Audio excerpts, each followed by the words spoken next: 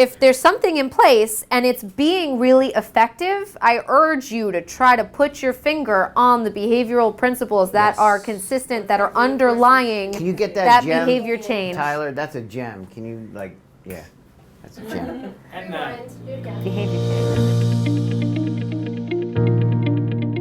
change. Self-monitoring interventions in which the individual is taught to discriminate and make a record of the occurrence or non-occurrence of a target behavior, so the learner is measuring their own behavior, increases independence because the individual is the agent of the intervention as opposed to a teacher or another adult.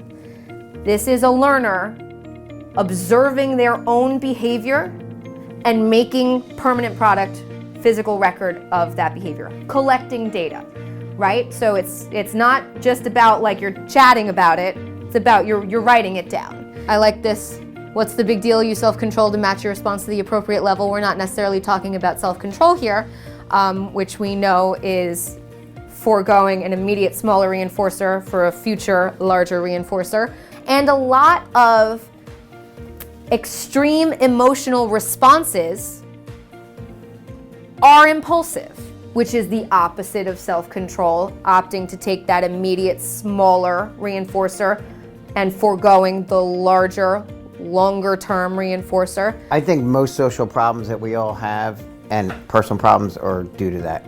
Impulsivity or just not being able to forego that small immediate reinforcer at the expense of a larger remote one. That's really one of my, that and biology, obviously, like biological. I have to give you credit, by the way. I spit out those definitions the other day in front of one of my case managers, and she looked at me like, oh my God, you are so smart. And I was like, Amanda's on my shoulder right now, because they came out like that.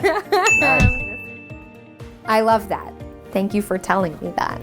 I think that when you've gone through this process, if you can say with some level of confidence using your data and observations that you've taught appropriate emotional responses, your data indicates it, your observations of the learner indicate it in natural environment under generalized conditions, generalized people present in the environment, I would say that self-control and impulsivity, if you're still seeing inappropriate emotional responses, impulse control and self-control might be a next step to supporting that learner in reducing disruptive behavior and increasing appropriate behavior.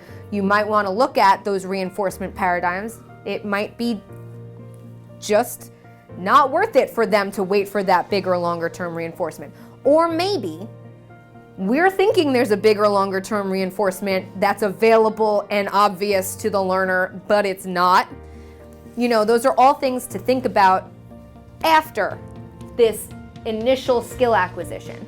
But we can't say that the learner should be exhibiting self-control if these skills are not in that learner's repertoire.